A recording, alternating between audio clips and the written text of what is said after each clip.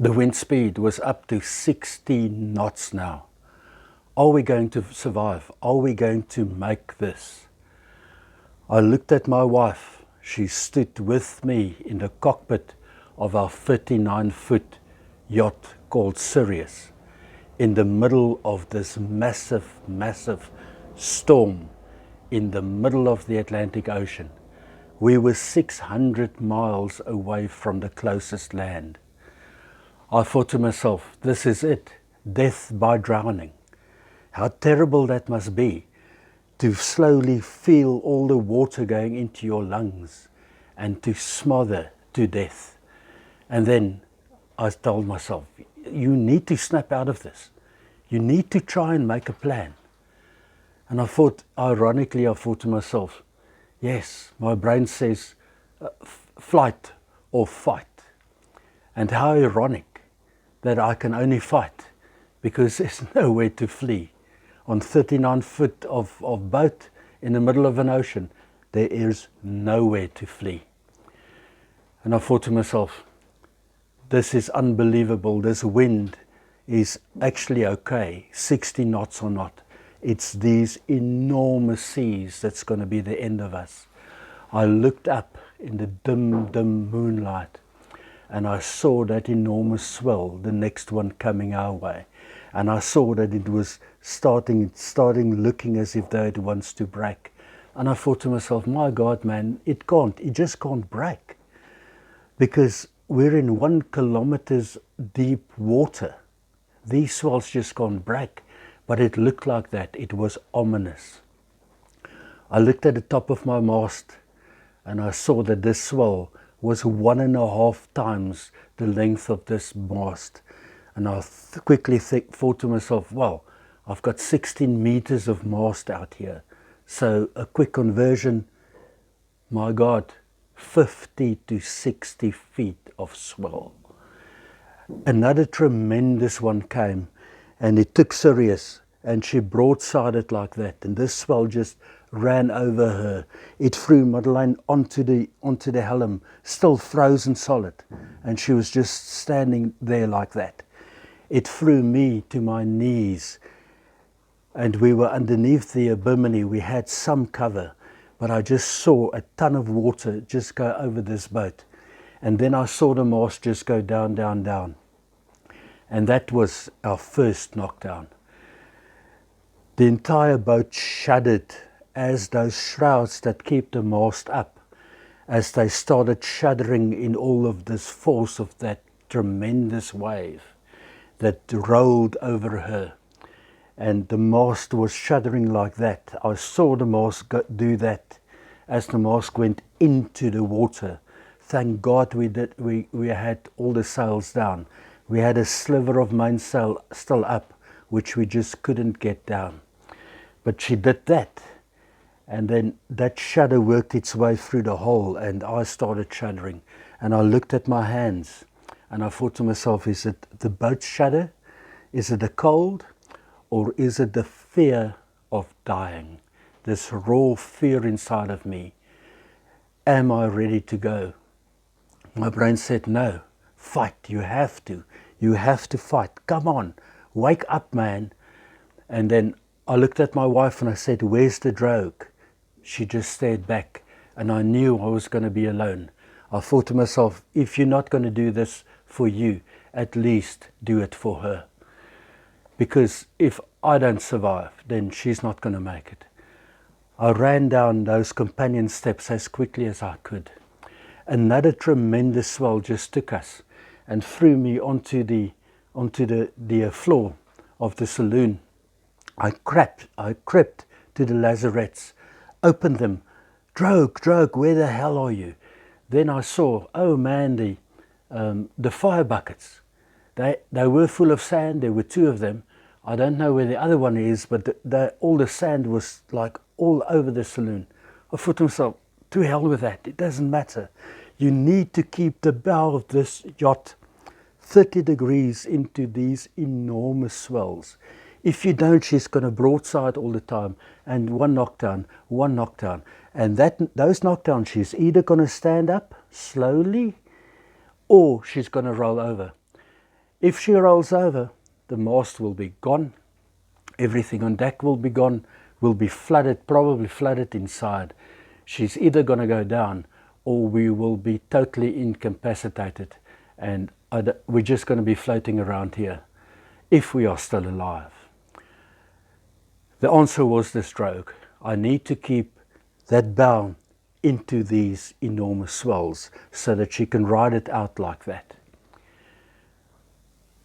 And I looked and I looked and I couldn't find it. I rushed outside and said, Madeleine, where the hell is the drogue? She just looked at me. I took the harness, the life harness, and I put it on and I buckled up and I slowly went and I crawled my way to the shroud and I held on for dear life. And another enormous swell came and I had to do that. I had to turn away so that I could breathe. The wind was just enormous. On top of these swells you couldn't breathe, but as soon as she went down into the trough, the wind just slowed. And I saw in the moonlight, I just saw all this white, and I thought to myself, my God, it looks like snow, but it wasn't. It's the salt. The wind is so strong that it literally takes the sea and it dissolves the sea into particles of flying salt. And then I knew what the hell this warmth and this pain was on my cheeks. Blood, because I'm literally being sandblasted. You get sandblasted by this enormous, enormous wind. And the sea spray. So I kept on leopard crawling. Little by little, the bloody tether got caught. I worked my way back and I used my leg to undo it, and off I went again. And now much quicker, before the next swell comes, here it comes, duck again, wait. Then I opened up that locker, and thank God, in front of me was the drogue. Will this be our salvation? I hope to God that it would. I took out that drogue, and I knew that when I was in Simonstown, just before we left, I checked every meter of this. I checked the bowline. I made sure that everything was fine. And I thought to myself, there's 60 meters of 13 millimeter line on here. That will hold you. And I threw that out. And the drogue went out and went out. And for non-yachties, that's just a big parachute. And drogue comes from drag, so what will happen is it will deploy like a parachute in the water, and as those enormous swells come your way, instead of being broadsided, that drogue will now catch you. It will drag, and it will drag the bow back into these enormous swells so that we can ride them out. And there will be less shuddering on the boat and less knockdowns. I had it out, and I had it out some more and more and more, and then I thought to myself, oh man, you better tie this on, because you don't want any fingers and stuff underneath that line. You're going to lose it. And I tied her on to the cleat, and wow, everything calmed down. I was lying there thinking that to myself, it can't end like this. We sacrificed everything. We really sacrificed everything to make this dream come true. It just can't end like this. I started becoming calm as Sirius calmed down. The drogue held. And then it didn't. All of a sudden, she fell off again. She went down. This was the second knockdown. The water came rushing all over me. And that 5 seconds of peace that I had was just gone. Back to square one again. And I told myself, you cannot afford to give up. You must fight.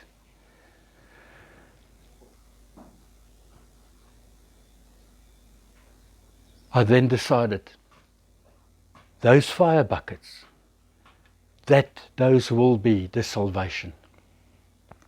I crawled back, went down the companion steps again, took 2 empty fire buckets, crawled back all the way out to the bow, secured the 2 fire buckets on 200 meters of 13mm line and threw those out. For 18 hours, fire buckets of all things kept Sirius doing that. I think we still had 3 knockdowns after that. But this was so much better. I just had to go back and tell Madeleine the good news. Crawling back, which was much easier now. The fire buckets did exactly what they were supposed to. When I got back, I climbed back into the cockpit, and I looked at Madeleine, and she was looking much better, and she said, "Are we going to be okay now?" And I said, "Yeah, we are going to be." And then it was my time to totally freeze. I stood there in front of her, solidly frozen. I couldn't think. I was lethargic. I was so tired. I just felt so enormously tired. And also, we've been fighting this now for 24 hours. It's been a long time, and it's been a long and a hard fight. And I think we were now at the crescent of the storm. And Madeleine said, "Let's go inside, just lock everything up, because we don't have control anymore. You did everything that you could." And she was okay again. She took the lead and she helped me down. And then she started calmly talking to me about the stuff that we were still going to do, how much she's looking forward to it. And then I told her, I said, "You know, we're still in the storm. I don't think we're going to make it." And she said, "No, probably won't. But if there's a heaven, I'll see you there." And I told her, I said, "Yes, I'll see you there." And in that moment, we both accepted death. We actually invited death in, because I was beyond tired. And as soon as I did that, the entire world just fell off my shoulders. I wasn't worried about anything anymore. I had a wonderful calm just flood me out of nowhere, and I was extremely calm. I've never been that calm in my entire life. It was a surreal feeling. It really was. And then I decided that, you know, if death should come, now I'm ready. And we both were. And we sat in embryo position so that we can't get hurt by being flung around so much. And we said goodbye to each other. And I told her, I said, "Well, if heaven awaits, that's where we will hopefully be." Man, I tell you, I just heard wee and another wee, and I thought to myself, damn, heaven is actually quite a rowdy place. All this noise. And then when I started focusing, I saw that, whoa, there was daylight. And I saw through the companionway that was now open. I was lying there in the saloon, looking up through the companionway, and I saw my wife Madeleine at the helm. And she was the one that was screaming, wee! And I saw behind her a big swell, but nothing like what we had. And then I thought to myself, am I alive? This is incredible. I went outside, and there she was. She had the jib out, and she was surfing down these waves. The wind was still probably 30 or 40, I don't know, because there was no more wind speed. And then it just dawned on me, damage report. I looked up, yeah, fair enough, no more wind vane, that was totally blown off. I had a look as she was surfing down these waves, that the dinghy that was tied onto the deck was just doing that. It was all over the show. So I ran up there. I still had a harness because I still had to do that. Harnessed myself on, but this time I could walk. And when I got there, I secured one of the diesel cans. And I saw, to my dismay, that we lost 5 diesel cans overboard. It was not good at all. We still had a long way. We only did 600 miles out of 1,700 on our way to St. Helena Island and a new life. I would like to concentrate on 2 specific emotions that was with me throughout all of that. And those are the negative emotions of self-doubt and fear. Those 2 together work hand in hand. The more you give yourself negative self-talk, the more you will start doubting yourself, your abilities, what you can and what you can't do, the way that you look, the way that who you are. And all of that doubting will start manifesting itself in fear. You will fear what other people think of you. You will fear what other people will say of you. You will fear to show your skills because of that very reason. Now, that's a self-fulfilling prophecy. As the negative stuff comes in, it will lead to self-doubt, which in turn will lead to fear. Now, in other videos, you just quickly need to get rid of that negative self-talk and everything is okay. The situation that we were in, I continuously had negative self-talk. And I continuously doubted myself whether I am good enough to overcome. The same as what we do in all facets of life.